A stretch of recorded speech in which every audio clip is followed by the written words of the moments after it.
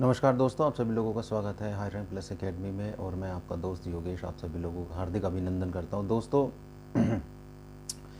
जैसे कि super TET के मामले में बहुत ज़्यादा कैंडिडेट या अभ्यर्थी हैं वो परेशान रहते हैं कि इतने सारे सब्जेक्टों को हम कैसे डील करें। इतने सारे सब्जेक्ट हैं, प्रेशर बहुत ज़्यादा रहता है और अपने प्रेशर की वजह से कई बार क्या है कि क्लास और कोचिंग और टीचर पे भी कई बार भरोसा कमज़ोर होता है, वीक होता है। पता नहीं सर करा पाएंगे, नहीं कर पाएंगे, मैं कर पाऊँगा या नहीं कर पाऊँगा। तो ये एक बहुत बड़ी दुविधा वाली बात रहती है सुपर टेट या टीचर की जो तैयारी कर रहे हैं।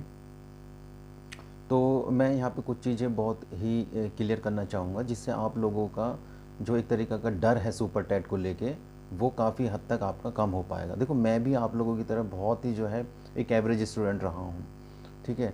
तो लेकिन क्या है कि आपकी जो बराबर निरंतर चलने वाली तैयारी है, आप जो बराबर निरंतर एक स्टडी रेगुलर करते रहते हैं, वो आपको बहुत ज़्यादा मदद करती है एक आने वाले एग्ज़ाम के लिए।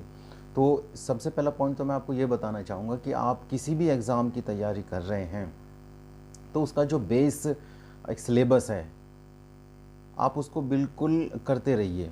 ये मत सोचिए कि ये सब्जेक्ट है, ऐसा है वैसा है, कुछ भी मत सोचिए। बस जो एक उसका बेस है वो करते रहिए। और बेस किसी भी एग्ज़ाम का मैथ, रीजनिंग, जीके, है ना, यही सब होता है, साइंस वगैरह। तो जो ये बेस है आप इसको सबसे पहले करते रहिए। और अगर हम सुपर टेट की बात करते हैं, सुपर टेट में सबसे ज़्यादा अगर कोई इम्पोर्टेंट है तो जैसे कि अभी मैं हिंदी मीडियम वालों की बात कर रहा हूँ और ख़ासकर यूपी में, तो उनका एक तो इंग्लिश बहुत ज़्यादा वीक रहती है, दूसरा उनके सामने मैथ और रीजनिंग की बड़ी प्रॉब्लम है, ठीक है। मैथ और रीजनिंग की ज़्यादातर प्रॉब्लम रहती ही यही, चाहे वो बच्चा 12 से बीएससी क्यों ना किया हो मैथ से, या मैथ से ही उसका बैकग्राउंड क्यों ना रहा हो, लेकिन फिर भी थोड़ी बहुत उसके सामने समस्या रहती है क्योंकि यहाँ पे समय की बाउंडिंग है बहुत ज़्यादा। आपको कम समय में मैक्सिमम क्वेश्चन करने हैं, वो भी सही करने हैं। तो ये बड़ा प्रेशर रहता है कैंडिडेट पे कि सही होना चाहिए और कम समय में होना चाहिए हर एग्ज़ाम के लिए, ये बहुत ज़्यादा। और यहाँ पे सुपर टेट में जिस तरीके से सिलेबस का कंट्रीब्यूशन किया है वो बहुत ही बड़ा है, बहुत ही ब्रॉड है, तो इसलिए और ज़्यादा प्रेशर रहता है कैंडिडेट्स पर। तो मैं बहुत ही सिंपल में आपको जो है आपकी सारी जो क्वेरीज़ हैं उनको 4-5 पॉइंटों में ख़त्म करना चाहूँगा कि आप सुपर टेट में मैक्सिमम जो स्कोर है वो कैसे कर सकते हैं। देखो, मेरे 129 आए हैं, है ना। और मैं बिल्कुल सटीक भाषा में बताना चाहूँगा, जोड़ तोड़ के वाली चीज़ों से जो कैंडिडेट हैं वो ज़्यादा परेशान हो जाते हैं, कैसे करें नहीं करें। देखो, सबसे पहले आप याद रखना, सबसे पहले जो मैक्सिमम स्कोर है यहाँ पे मैथ और रीजनिंग का, यानी कि 25 नंबर हैं। आप सेम सब्जेक्ट अगर हम दूसरा लें इसके कंपैरिजन में तो जीएस है, 30 मार्क्स का है, करंट वगैरह, है ना। तो इसमें क्या है कि आप 30 नंबर की करंट पढ़ रहे हैं और 25 नंबर का मैथ पढ़ रहे हैं, तो आप यकीन मानना मेरा कि जो 30 नंबर का आप करंट पढ़ रहे हैं उसमें 100% श्योरिटी ये है नहीं कि आपके हार्ड वर्क करने के बावजूद भी कि आप उसमें 30 मार्क्स ले आएंगे, क्योंकि वहाँ पे गलत चीज़ें, गलत सवाल होने की संभावना ज़्यादा है। क्यों? क्योंकि ये पूरी बेस हमारी मेमोरी पे बेस है। ये जो पूरा जीके रहेगा, जीएस रहेगा, ये हमारे पूरे मेमोरी पे बेस है, ठीक है। और जो मैथ्स है आपका, रीजनिंग है, ये एप्लीकेशन बेस्ड है, ठीक है। एक तरीके से क्या है कि आप समझें चीज़ों को, समझने के बाद आप जो क्वेश्चन को ड्राइव कर सकेंगे, ये टोटल उस पर बेस्ड है। तो जो हम इतने सारे सब्जेक्टों को लेने के बाद में क्या है कि हमारी मेमोरी पे प्रेशर तो पड़ता ही है और फ्रस्ट्रेशन में चीज़ें भी दिमाग से निकलती हैं, ठीक है। तो सबसे पहले आपको करना है अपनी मैथ और रीजनिंग अच्छे से कर लीजिए। आप अगर आप सुपर टेट एग्ज़ाम में 125, 129, 130 या 110 के ऊपर स्कोर करना चाह रहे हैं तो सबसे पहले 25 नंबर का मैथ और रीजनिंग ये अच्छे से कर लीजिए। नंबर 2, आपका साइकोलॉजी। आपका साइकोलॉजी आपके टेट और सुपर टेट दोनों में इंपॉर्टेंस भूमिका निभाता है, तो आप इसको इग्नोर मत कीजिए। और यहाँ पे लैंग्वेज को लेके, सिद्धांत, प्रिंसिपल्स को लेके, थ्योरीज़ को लेके बड़े परेशान हो जाते हैं बच्चे, तो इसको समय दीजिए, अच्छे से समय दीजिए। इसको इग्नोर मत कीजिए बिल्कुल भी, क्योंकि जो दूसरा सब्जेक्ट आपका वीक होगा ये आपकी भरपाई करने में मदद करेगा, ये ध्यान रखिए, ठीक है। तो आप 3 सब्जेक्टों की हमने बात कर ली है, मैथ, रीजनिंग और ये आपका साइकोलॉजी, ठीक। दूसरी बात करते हैं हम लैंग्वेज की। लैंग्वेज 40 नंबर की है, बहुत बड़ा इंपॉर्टेंट रोल प्ले करता है, 40 मार्क्स। 150 में से 40 नंबर, सपोज़ करो 150 में से 40 नंबर जो है लैंग्वेज है, तो 2 लैंग्वेज तो आपकी ऑलरेडी हैं जो आप चल रहे हैं। सपोज़ करो सुपर टेट में किसी कैंडिडेट ने हिंदी लिया है और दूसरे लैंग्वेज उसमें संस्कृत लिया है, तो उसकी बहुत सारी चीज़ें क्लियर हुई यहाँ पे, और उसने इंग्लिश को छोड़ा तो वहाँ पे उसका इंग्लिश वीक हो जाएगा। तो इसलिए एक जो लैंग्वेज है वो वीक रहनी ही रहनी है लैंग्वेज की।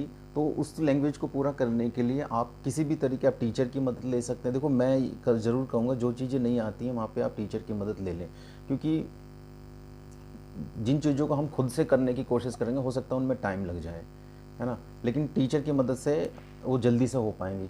ठीक है, तो लैंग्वेज में जो चीज़ें वीक हैं आप करें। बुक भी ले सकते हैं आप, लूसेंट इंग्लिश आती है ना, और एक अरिहंत की बुक आती है वो भी आप ले सकते हैं। ठीक है, और सूचना तकनीकी है, जीवन कौशल प्रबंधन है। ठीक है, तो ये जीवन कौशल प्रबंधन में कोई बहुत बड़ा नहीं है। ठीक है, इसमें सब मॉरल है। ठीक है, और एक टीचर की जो भूमिका है ना, नेतृत्वकर्ता, दंड, पुरस्कार वगैरह, तो ये बहुत ज़्यादा नहीं है। थोड़ा बहुत सवाल जो इसमें से आएगा वो आपके साइकोलॉजी से ही मिक्स करके देगा, पूछेगा सवाल। ठीक है, तो हम 3-4 पॉइंटों में जो है ये अपनी बात को अगर हम फिनिश करें तो सबसे पहले क्या है, जो हाई मार्क स्कोर हैं, सब्जेक्ट हैं, आप सबसे पहले उनको तैयारी कीजिए। और जो आपके वीक है, वीक पॉइंट अगर आपने छोड़ा, अगर सपोज कीजिए 150 नंबर का ये है और आपके 2 सब्जेक्ट भी वीक है, मैं ये मान के चलता हूँ कि मैथ और रीजनिंग सबसे ज़्यादा वीक रहते हैं, खासकर फीमेल में बड़े वीक रहते हैं। ठीक है, मैथ और रीजनिंग, और इंग्लिश उसका जो है जनरली वीक है, बैकग्राउंड समझ लीजिए आप, या फिर ध्यान नहीं दिया, या फिर सब्जेक्ट को ड्रॉप करा, क्योंकि बहुत सारी यूपी में बहुत सारे एग्ज़ाम्स में डायरेक्ट जो है इंग्लिश नहीं पूछी जाती है ना।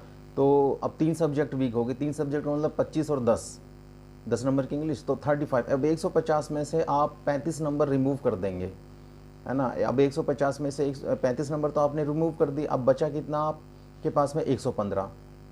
अब आप 115 नंबर पर फाइट कर रहे हैं। 115 नंबर में से आप ऐसे भी हैं 10-5 सवाल गलत भी करके आएंगे, है कि नहीं, वो सवाल आपको आते भी नहीं होंगे, है नहीं ना। तो 20-25 सवाल तो ऐसे निकल जाएंगे जो आप गलत करेंगे, आपको आते नहीं होंगे। अब आपके मार्क्स कितने आएंगे, 80-90, यानी कि 80-90 मार्क्स आपके आएंगे। उन 80-90 मार्क्स पे काम नहीं होने का बिल्कुल भी, है ना। आप भी खुद समझते हैं कि आप 35 नंबर का जब आप छोड़ के आएंगे, या जो कमज़ोर सब्जेक्ट वीक की वजह से आप ड्रॉप करेंगे क्वेश्चंस को, तो आपके लिए बड़ी प्रॉब्लम क्रिएट करेगा। सबसे इम्पॉर्टेंट ये है कि जो वीक है, चाहे आप टीचर की मदद लें, बार बार प्रैक्टिस करें, क्वेश्चन आंसर को निकालें, पैटर्न को समझने की कोशिश करें।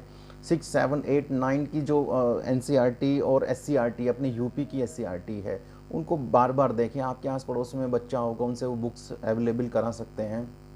जो मैं आपको गाइडेंस बता रहा हूँ ये बहुत ही पिन टू पॉइंट है। बाकी मेरे वीडियोस और भी पड़े हुए हैं, आप वहाँ पे भी जाके कुछ हेल्प ले सकते हैं। और एक सुपर टेट रैंकर हूँ मैं, और मैं आपकी क्या मदद कर सकता हूँ ये मैं आगे वीडियोस समय समय पे लाता रहूँगा। और आपके लिए मैं एक साइकोलॉजी का एक पूरा एक सीरीज़ है वो लाने वाला हूँ बहुत जल्दी। तो आप इस चीज़ को बहुत करें, और फीमेल्स में बड़ी प्रॉब्लम है, तो ये सब चीज़ें क्लियर हो जाएंगी बहुत ज़्यादा। ठीक है, तो 4 पॉइंट हमेशा याद रखिए। मैथ और रीजनिंग को ड्रॉप नहीं करना है। हाई मार्क्स सब्जेक्ट जो भी हैं उनको, आपको वीक हैं या कैसे भी हैं, आप उनको सही तरीके से तैयार कीजिए, अपने आप को मोटिवेशन से बनाए रखिए आप। और ये सब चीज़ों के आपकी पढ़ाई और स्टडी के साथ ज़रूरी है आप अपने मम्मी पापा का ख्याल ज़रूर रखिए। मेरा ऐसा मानना है, मेरा ऐसा विश्वास है कि आपके मम्मी पापा का जो प्यार है, आपका जो मम्मी पापा का जो आशीर्वाद है, वो आपको जो आपकी लक्ष्य है, टारगेट है, उसमें आपको अचीव कराने में मदद करेगा।